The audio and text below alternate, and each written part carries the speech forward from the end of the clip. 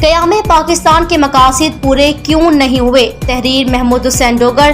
दुनिया में इस वक्त 200 के करीब ममालिक हैं, इनमें पाकिस्तान पहला मुल्क है जो नजरिए की बुनियाद पर वजूद में आया, जिसे नजरिया पाकिस्तान कहते हैं।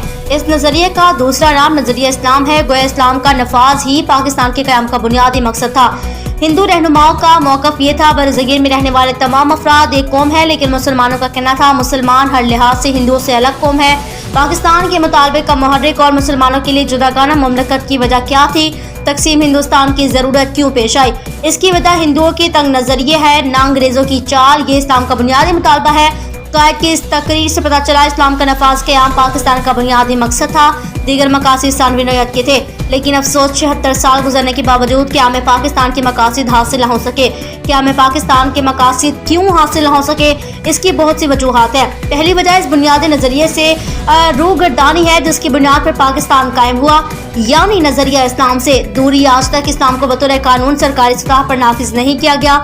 इस तरह आवाम नास की जिंदगी में भी इस्लामी असूलों से रूगर्दानी वाज़ेह नजर आती है, बल्कि रोज बरोज इजाफा हो रहा है। नाअहल और करप्ट क़यादत भी एक वजह है। कायद-ए-आज़म के बाद कोई ऐसा लीडर मैसर न आया जो कौम को तरक्की की जानिब गामजन करता। खुद गर्ज और लालची लीडर सिर्फ अपना सोचते हैं, वो मुल्क और कौम का क्या सोचेंगे? क़याम के मकासद तो फिर बहुत पीछे रह जाते हैं।